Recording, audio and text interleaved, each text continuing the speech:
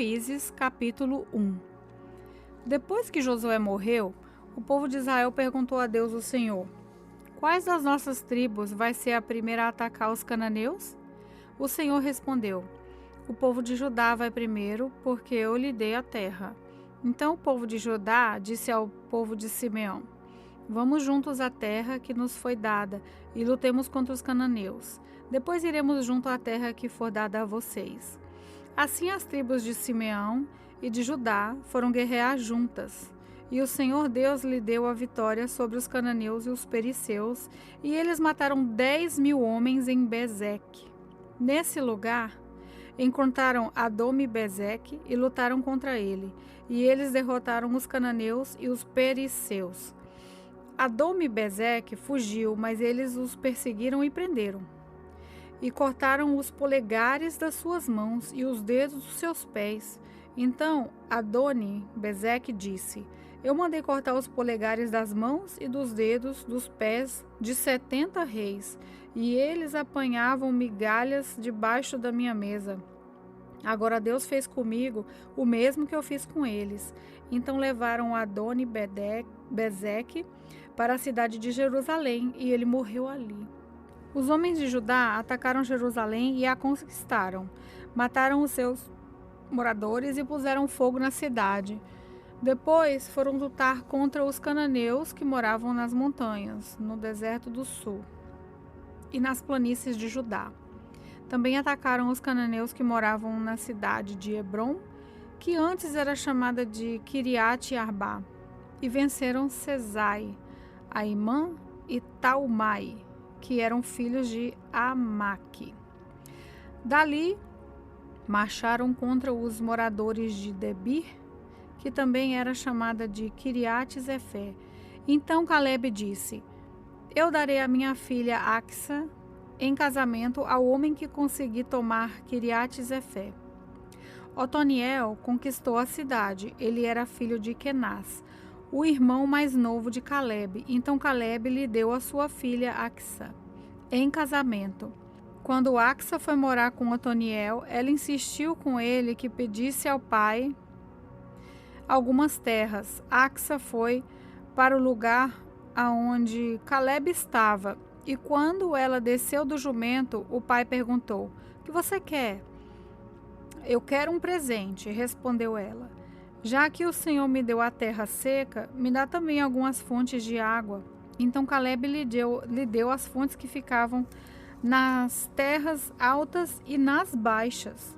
Os descendentes do sogro de Moisés, que era Quereu, saíram com o povo de Judá e foram de Jericó, a cidade das palmeiras, para o deserto de Judá, que fica ao sul de Arade. E ali viveram com os amalequitas. O povo de Judá e o de Simeão se juntaram e atacaram os cananeus da cidade de Zefate. Em nome de Deus, eles destruíram completamente a cidade e mudaram o seu nome para Horma. Eles não tomaram Gaza, Asquelon e Ecrom e os seus territórios vizinhos. O Senhor Deus ajudou o povo de Judá.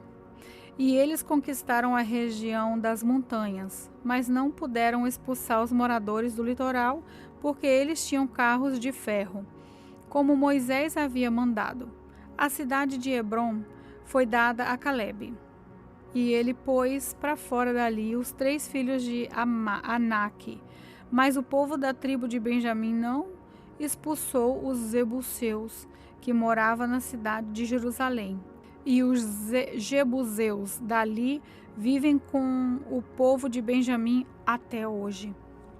O povo das tribos de José, isto é, Efraim e Manassés, também saiu. Eles atacaram a cidade de Betel, que antigamente era chamada de Luz, e o Senhor os ajudou. Eles mandaram espiões às cidades. Eles viram um homem que ia saindo e lhe disseram: como podemos entrar na cidade? Diga, e não mataremos você. Então ele mostrou a entrada. Eles entraram e mataram todos os moradores da cidade, menos aquele homem e toda a sua família. Então ele foi para a terra dos heteus, construiu ali uma cidade e lhe deu o nome de Luz. e esse é o seu nome até hoje. A tribo de Manassés não expulsou o povo que morava nas cidades de Bet-San, Taanaque, Dor, Ibleão, Megido e dos seus povoados. Os cananeus continuaram a viver nelas. Quando os israelitas ficaram mais fortes, obrigaram os cananeus a trabalhar para eles, mas não expulsaram todos. A tribo de Efraim não expulsou os cananeus que moravam na cidade de Gezer, e assim os cananeus ficaram vivendo ali com eles. A tribo de Zebulon não expulsou o povo que vivia nas cidades de Quitron, a Naalol. Os cananeus viveram com eles, mas foram obrigados a trabalhar para eles. A tribo de Asser não expulsou o povo que vivia na cidade de Acó, Sidom, Alabe, Aquzide, Elba, Afeca e Reobe. O povo de Assé viveu com os cananeus que moravam ali, pois eles não tinham sido expulsos. A tribo de Naphtali não expulsou o povo que morava nas cidades de Bet-Semes e Bet-Anate. Os cananeus viveram com o povo de Naphtali, mas eram obrigados a trabalhar para eles. Os amorreus forçaram a tribo de Dan a se retirar para as montanhas e não os deixaram descer ao vale. Os amorreus ficaram vivendo nas montanhas de Eres, em Aijalon e em Zalalim, mas o povo da tribo de Judé os dominou e os forçou a trabalhar para eles. As terras dos amorreus começavam na subida do Escorpião e em Selá, e iam na direção do norte. Juízes, capítulo 2. O anjo do Senhor foi a Gilgal, a Boquim, e disse aos israelitas: Eu tirei vocês da terra do Egito e os trouxe à terra que havia prometido aos seus pais. Eu disse: Nunca quebrarei a aliança que fiz com vocês. Não façam nenhum acordo com os moradores dessa terra. Pelo contrário, derrubem os altares deles. Mas vocês não fizeram o que eu disse. Em vez disso, vejam o que fizeram. Agora eu digo que não tirarei esse povo do caminho de vocês. Eles serão seus inimigos, e os deuses deles vão ser tentações para vocês. Quando o anjo terminou de falar, todo o povo de Israel começou a chorar. Por isso aquele lugar é chamado de Boquim.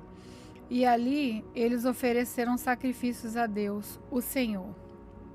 Josué mandou embora todo o povo de Israel, e cada homem foi tomar conta do seu pedaço de terra. O povo de Israel serviu a Deus, o Senhor, enquanto Josué viveu. Depois que ele morreu, eles ainda continuaram a servir o Senhor enquanto viveram os líderes que tinham visto tudo o que o Senhor havia feito por Israel. Josué, filho de Num, servo do Senhor, morreu com a idade de 110 anos. Ele foi sepultado no seu próprio pedaço de terra, em Timate-Eres, na região montanhosa de Efraim, ao norte do Monte Gás. Todas as pessoas daquela geração também morreram, e os seus filhos esqueceram do Senhor e as coisas que havia feito pelo povo de Israel. Então o povo de Israel pecou contra Deus o Senhor, adorando os deuses dos cananeus. Eles deixaram de adorar o Senhor, o Deus dos seus antepassados, que os havia tirado do Egito. Começaram a seguir outros deuses, os deuses dos povos que viviam ao seu redor. Eles adoravam esses deuses e assim fizeram o Senhor ficar muito irado. Abandonaram a Deus, o Senhor, e adoraram Baal e Astarote. O Senhor ficou muito irado com o povo de Israel e deixou que eles fossem atacados e roubados por povos vizinhos. Ele entregou os seus israelitas nas mãos dos inimigos que viviam ao redor, e por isso eles não puderam mais resistir. Sempre que saíam para lutar, o Senhor ficava contra eles, como tinha dito. Assim, eles ficaram numa situação muito difícil. Então o Senhor Deus deu ao povo de Israel líderes fortes, chamados juízes, que os salvaram dos que os atacavam e roubavam. Mas eles não deram atenção a esses líderes, continuaram a desprezar a Deus e adorar outros deuses. Os pais deles haviam obedecido aos mandamentos do Senhor, mas eles não obedeceram. O Senhor lhes dera um líder e o ajudava. Enquanto esse líder vivia, o Senhor salvava o povo dos seus inimigos. Ele tinha pena dos israelitas porque eles sofriam na escravidão. Mas quando o líder morria, eles voltavam a viver como antes e se tornavam ainda piores do que os seus pais. Iam atrás de outros deuses e os serviam e adoravam. Teimavam em continuar nos seus maus caminhos. Por isso o Senhor Deus ficou muito irado com o povo de Israel e disse: essa nação quebrou a aliança que eu mandei que os seus antepassados guardassem.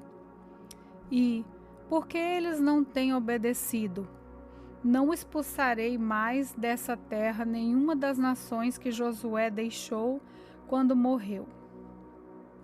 Assim, verei se os israelitas seguirão fielmente os meus caminhos, como os seus antepassados seguiram.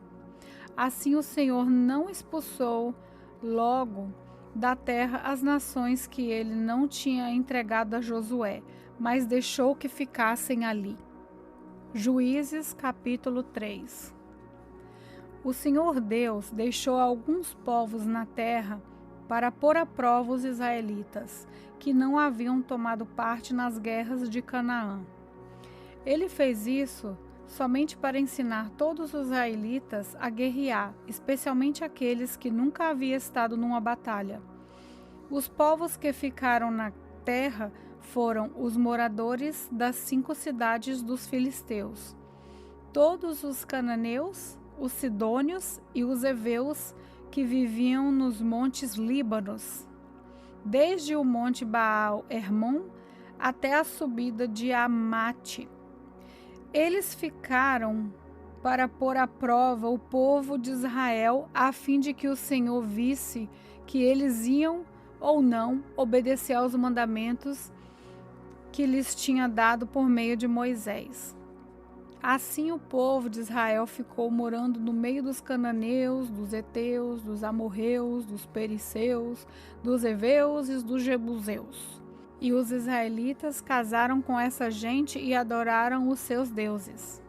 O povo de Israel esqueceu o Senhor, seu Deus, pecou contra ele e adorou os deuses dos cananeus e os postes da deusa Azerá. Por isso o Senhor ficou muito irado com Israel e deixou que Cuxã-Risataim, rei da Mesopotâmia, os conquistasse. E o povo de Israel foi dominado por ele durante 8 anos. Então os israelitas pediram socorro ao Senhor, e ele mandou um homem para libertá-los. Esse homem foi Otoniel, filho de Kenaz, o irmão mais novo de Calebe. Ele foi guiado pelo Espírito de Deus, o Senhor, e se tornou o líder de Israel. Otoniel foi para a guerra e o Senhor fez com que ele vencesse o rei da Mesopotâmia. Depois disso, Otoniel ainda viveu 40 anos. Durante todo esse tempo, a terra de Israel ficou em paz. Depois da morte de Otoniel, o povo de Israel pecou outra vez contra Deus, o Senhor. Por causa disso, o Senhor fez com que Eglon, rei de Moabe, ficasse mais forte do que eles. Eglon se juntou com os amorreus e os amalequitas, e eles atacaram Israel e tomaram Jericó, a cidade das palmeiras. O povo de Israel foi dominado por Eglon durante 18 anos. Então os israelitas pediram outra vez socorro ao Senhor, e ele mandou outro homem para libertá-los. Foi Eude, filho de Zerá, da tribo de Benjamim. Eude era canhoto. O povo de Israel mandou-o levar o pagamento dos impostos para Eglon, rei de Moabe. Então Eude fez um grande punhal, de mais ou menos meio metro de comprimento. Ele amarrou o punhal debaixo da roupa do lado direito e foi levar os impostos a Eglon, que era muito gordo. Depois de entregá-los, Eude mandou embora os carregadores, mas ele voltou do lugar onde estavam as imagens da pedra, perto de Gilgal, e disse ao rei: Ó rei, tenho uma informação secreta para lhe dar. Então o rei ordenou que todos os outros saíssem da sala, e todos saíram. O rei estava sentado na sua sala de verão, no terraço. Eude chegou perto dele e disse: Tenho um recado de Deus para o Senhor. O rei se levantou. Então Eude, com a mão esquerda, tirou o punhal que estava do seu lado direito e o enterrou na barriga de Eglon. O punhal entrou até o cabo, e a gordura o cobriu, porque Eude não o tirou da barriga do rei. E a ponta do punhal apareceu entre as suas pernas. Em seguida, Eude trancou as portas, saiu pela janela e foi embora. Aí os empregados chegaram e viram que as portas estavam trancadas. Então pensaram que o rei tinha ido ao banheiro. Esperaram muito tempo, mas como ele não abria a porta, pegaram a chave e a abriram, e o rei estava morto, caído no chão. Enquanto eles estavam esperando, Eude fugiu, passou pelas imagens da pedra e foi para Seirá. Quando chegou lá, nas montanhas de Efraim, ele tocou uma corneta de chifre de carneiro para chamar os homens de Israel para a luta. Ele os guiou montanha abaixo, dizendo: Sigam-me. O Senhor Deus deu a vocês a vitória sobre os inimigos, os moabitas.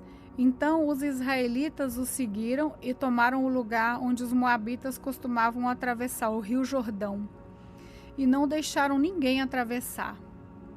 Nessa batalha, eles mataram mais ou menos 10.000 soldados moabitas, todos fortes e valentes, e nenhum escapou. Assim os israelitas derrotaram Moabe naquele dia, e houve paz na terra de Israel durante 80 anos. O líder seguinte foi Zangar, filho de Anate. Ele matou 600 filisteus com um ferrão de cortar bois. E assim ele também libertou o povo de Israel. Juízes capítulo 4. Depois que Eude morreu, o povo de Israel pecou novamente contra Deus, o Senhor. Por isso o Senhor deixou que eles fossem conquistados por Jabim, o rei de Canaã, que governava a cidade de Azor. O comandante do seu exército era Sísera, que morava em Arosete-Agogim. Jabim tinha 900 carros de ferro. Durante 20 anos, ele maltratou o povo de Israel sem dó nem piedade. Então o povo de Israel pediu socorro a Deus, o Senhor. Débora, mulher de Lapidote, era profetisa. Era também juíza dos israelitas naquele tempo. Havia uma palmeira entre Ramá e Betel, na região montanhosa de Efraim.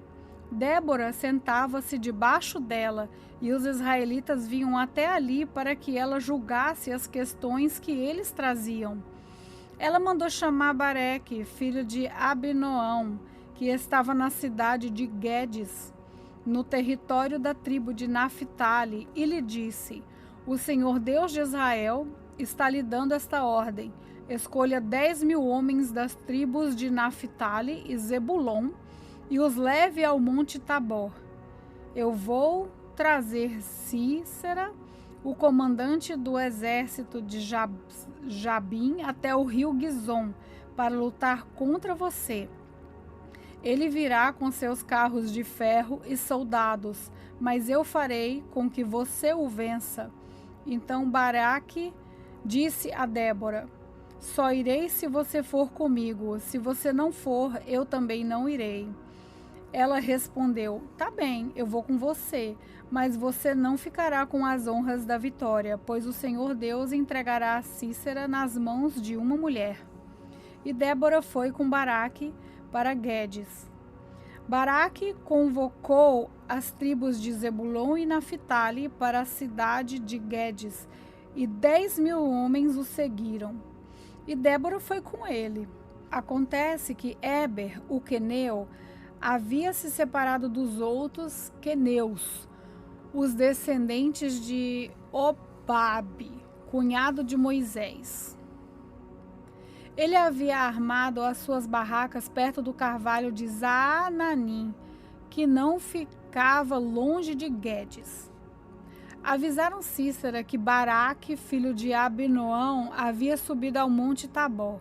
Então ele mandou vir os seus 900 carros de ferro e todos os seus homens e os fez ir de Arosete a Gorgim até o rio Gizom.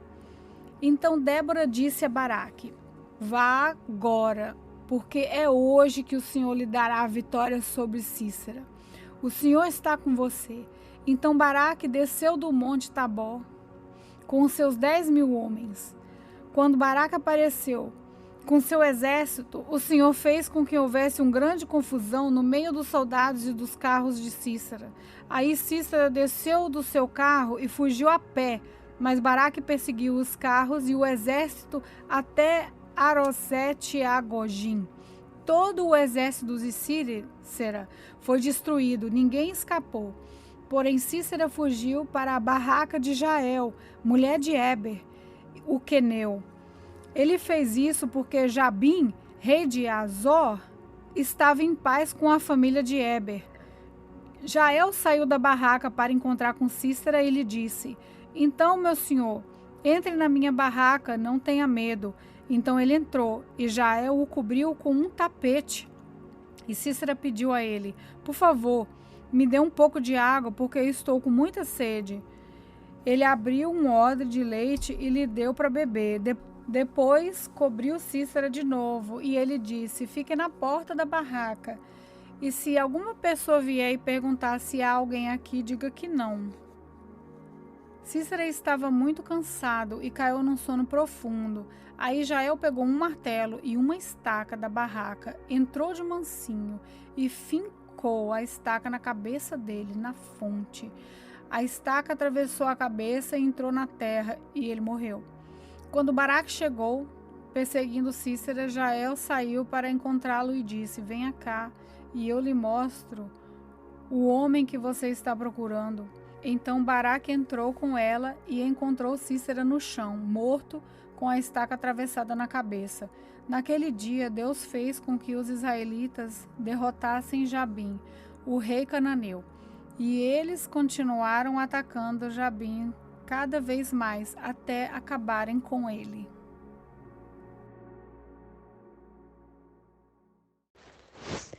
Paz do Senhor, aqui é a Emily. Vamos fazer uma pequena oração.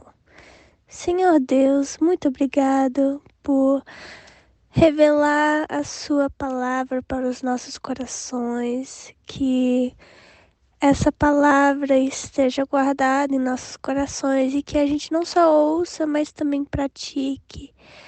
E obrigado por a tua graça de hoje. Em nome de Jesus, amém.